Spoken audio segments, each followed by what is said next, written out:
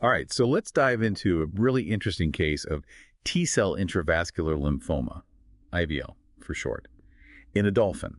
It's straight out of a 2024 research article in the Journal of Comparative Pathology, so fresh from the source.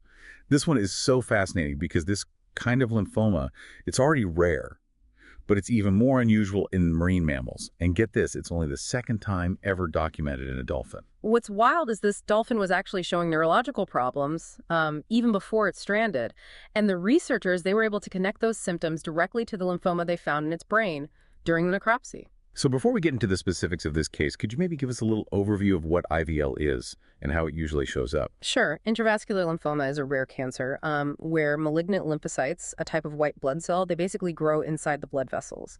This abnormal growth can cause blockages and damage to the tissues around it, especially in organs like the brain, the spinal cord, skin, and lungs. So it's not just the organs themselves, but the actual vessels feeding them with blood that get affected. Makes sense why it can cause such widespread issues. Exactly.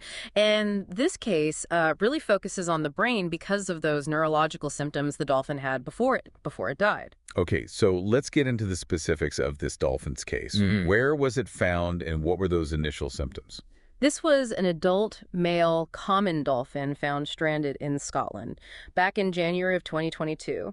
The day before it stranded, though, the dolphin was seen alive but showing some clear signs that something neurologically was wrong. It was circling in the water and having a tough time staying upright, which really suggests something was off with its brain function. And what did they find when they actually examined the dolphin after it died? The necropsy revealed a few things, but the most significant was, of course, the IVL. There was evidence of it throughout the dolphin's body, but the worst of the damage was in the brain. Can you kind of walk us through the specific findings in the brain? What did they actually see that pointed to IVL? Well, during the necropsy, they saw that the membranes around the brain, those are called the leptomeninges, they were thickened and opaque, especially in the left frontal lobe. And then, looking at sections of the brain under a microscope, they found what they described as multifocal, variably demarcated areas of brown discoloration in the cerebral cortex. So basically scattered patches of damage throughout the brain. Yes. And under the microscope, you could see that the blood vessels in the brain, especially in those meninges and the cortex, they were blocked, or at least partially blocked, by this abnormal mass of large, round cells. And then those cells ended up being? They used a special staining technique called Immunohistochemistry to figure out what kind of cells they were, and it confirmed they were T lymphocytes. This blockage of the blood vessels caused by all those proliferating T cells, well, that led to areas of necrosis, or dead tissue, in the brain, which explains those brown discolored areas they saw. So the blockage from these abnormal T cells basically starved parts of the brain of oxygen and nutrients, leading to, well, cell death in those visible areas of damage. Precisely. And they actually found more evidence of this tissue death in the form of something called Gitter cells. Those are specialized scavenger cells that show up when there's cellular debris that needs cleaning up. So their presence confirmed that a lot of cell death had happened in those blocked off areas of the brain. This is all pretty heavy stuff, but I'm guessing these microscopic findings help explain the dolphin's neurological symptoms before it's stranded. Absolutely. Those neurological signs, they're classic indicators of the brain not working right, especially in the areas responsible for balance and coordination. So the blockage of blood vessels in those exact brain regions caused by the IVL, that would directly lead to those kinds of symptoms. It all fits together. So the dolphin circling and trouble staying upright was likely directly because of these T cells blocking blood flow to those key areas of its brain. Exactly. And this case is even more significant when you think about it being only the second documented case of IVL in a dolphin. So it's a really valuable contribution to our understanding of this rare disease, not just in marine mammals, but potentially in other species too. It's all incredibly fascinating, and I'm excited to hear more about the bigger picture of what this case means. But first, I think we need to take a closer look at the actual research article itself. I know there were some figures and tables included that give even more detail about the dolphin's condition. Yeah, you're right. The figures and tables really help you visualize how extensive the IVL was and the damage it caused. For example, Figure 1 shows a macroscopic view of the dolphin's brain, and it highlights those thickened, opaque leptomeninges, especially in that left frontal lobe. And Table 1 sums up the histopathological findings, which detail the specific types of lesions they saw in the different organs, including the brain. Okay, so the figures are giving us a visual of the affected areas, and the tables break down the microscopic specifics of the dam. Exactly. And these visuals are crucial to really grasp the full scope of this disease and how it affected this dolphin. Well, I'm definitely ready to dig deeper into these figures and tables. Yeah. What details should we be looking out for, and what can we learn from them about how the IVL progressed in this case? Great question. Let's start with figure 2. It shows a photomicrograph of a section of the dolphin's cerebral cortex stained with hematoxylin and eosin. And it clearly shows a large cluster of those abnormal lymphocytes just clogging a blood vessel. This blockage would have stopped blood flow to the surrounding brain tissue, leading to, ultimately, that necrosis we were talking about. It's really something to see how the microscopic image lines up so well with what they saw on a larger scale and with how the dolphin was actually acting. Yeah. It really highlights the chain reaction IVL can have on the body, and it underscores how important it is to understand the disease at both the macroscopic and microscopic levels. Now, I know we had a few other figures in the article. What do those show us? Figure 3 shows another photomicrograph, but this time it's a section of the dolphin's lung. It's stained using immunohistochemistry, which we touched on earlier. Oh, right. That's the one that's like a highlighter at the cellular level, helping to identify specific types of cells. Exactly. And in this instance, the staining confirmed that there were T lymphocytes in the blood vessels of the lung, showing that the IVL wasn't just confined to the brain. So this dolphin had systemic IVL, meaning it was affecting multiple organs, which I guess makes sense considering those malignant lymphocytes are moving around in the bloodstream. Precisely. And this systemic spread, it's a hallmark of IVL, and it makes it really hard to treat. Now, what about the tables in the article? What kind of information do those give us? Table 1, like I mentioned earlier, summarizes the histopathological findings from various organs. It lists the types of lesions they observed, how severe they were, and where they were located within each organ. So it's like a detailed inventory of the damage from the IVL throughout the dolphin's body. Exactly. And it shows that while the brain was hit hardest in this case, other organs were also feeling the effects of the disease. Wow, that level of detail is incredible. It really does give you a full picture of how the disease works. It does. And it really shows all the careful work that goes into these types of case studies. All right, so let's zoom out a bit and talk bigger picture. What can we learn from this particular case about IVL as a whole? Well, this case really reinforces that IVL can have all sorts of symptoms, depending on which organs are mainly affected. And it shows how important it is to consider IVL as a possible diagnosis in animals, and even in people. When they have neurological or systemic illness, that can't be explained. So even though it's a rare disease, it's still important to keep it in mind, especially when dealing with cases that don't have an obvious answer. Absolutely. Early diagnosis is so important to get better outcomes, so we really need to raise awareness among healthcare professionals. I want to go back to something we talked about earlier, the idea of dolphins as sentinels of ocean health. Can you tell us more about that? What makes them so valuable for studying how environmental factors impact disease? Dolphins and a lot of marine mammals, they're apex predators, meaning they're at the top of the food chain. So they take in toxins and pollutants from everything they eat.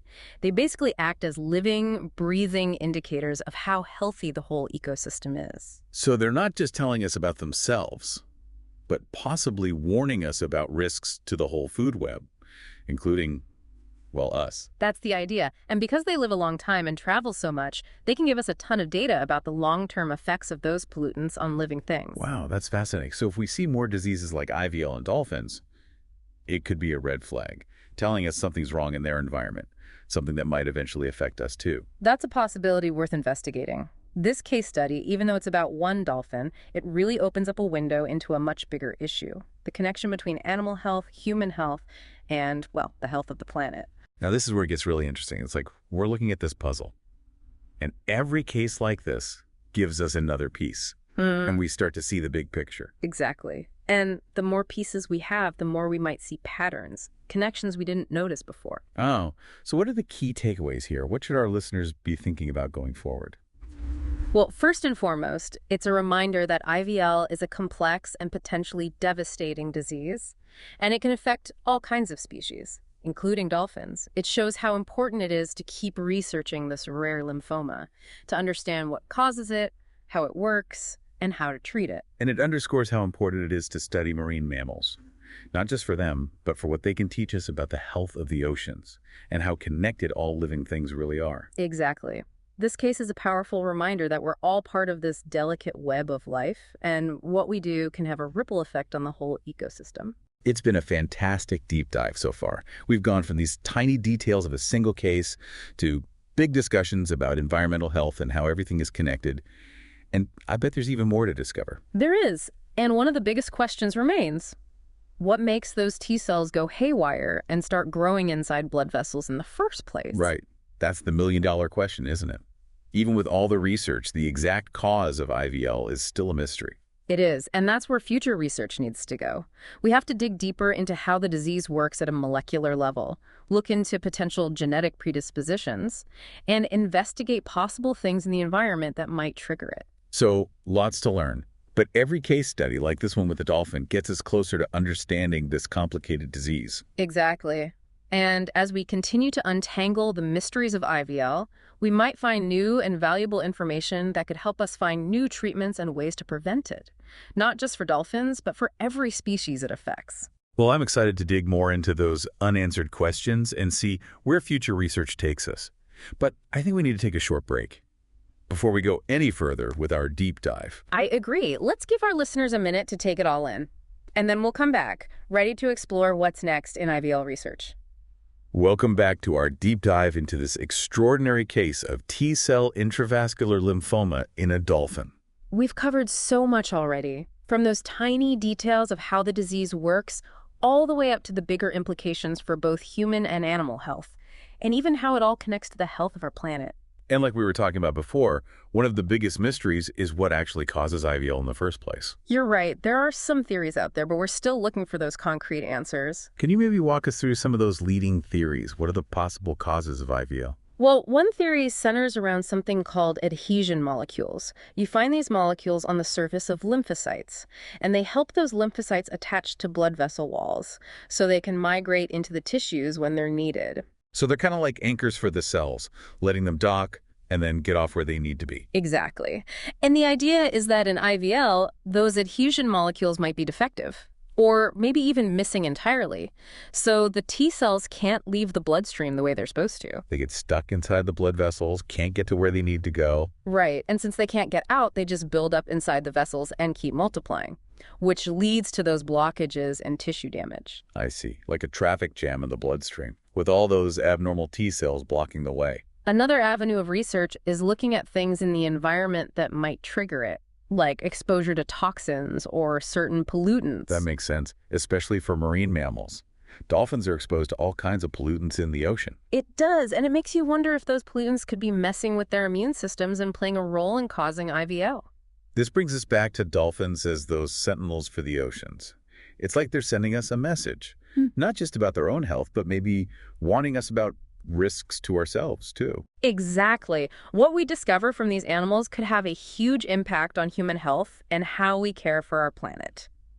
Now, I know there's been some talk about genetics, too, like maybe some people are more prone to IVL because of their genes. What do we know about that? There's some evidence that certain individuals might be genetically predisposed, but we need more research to really confirm it. So maybe genetics are involved, but it's probably a complicated combination of genes and the environment, like a lot of diseases. That's the burning question. Figuring out how all those factors work together is going to be a major challenge for researchers. Speaking of research, what's next in the effort to understand and treat IVL? Well, one important step is just getting more information. We need more case studies like this one with the dolphin to learn more about how common IVL is, how it shows up, and how it develops in different species. So we need more data, more observations, more pieces of the puzzle, so to speak. Exactly. We also have to dig deeper into the nuts and bolts of the disease at a molecular level. What specific genetic mutations or cellular pathways are involved? And how do those environmental toxins we talked about affect these pathways? Those are the kinds of questions we need answers to if we're going to develop effective treatments. It sounds like there's a whole world of research ahead of us. There is, and it's a really exciting time to be working in this field. We're on the verge of some major breakthroughs in how we understand IVL. And those discoveries could totally change how we diagnose, treat, and prevent this disease, not only in dolphins, but in every species it affects. This has been such an eye-opening deep dive. We started with the specifics of one case, and now we're talking about the health of humans, animals, and the whole planet. We've gone from the microscopic world of cells and genes to the vastness of the ocean, looking at how everything is interconnected. We learned about this rare disease. We explored its possible connections to environmental health, and we've gained a deeper understanding of the delicate balance of life on Earth. And even though we still have a lot to learn about IVL, this case reminds us that every living thing has a story. And those stories can unlock the secrets of our world and inspire us to protect this incredible web of life that connects us all. This deep dive has been an amazing journey of discovery, a reminder that the pursuit of knowledge is a never-ending adventure. I hope you're leaving with a sense of wonder and curiosity. Absolutely. Remember, every question we answer leads to new questions, and every discovery opens up new paths for exploration. So, from Vet Neurojar, keep those minds inspired, hearts light, and tails wagging. That's our deep dive into the fascinating world of intravascular lymphoma in dolphins.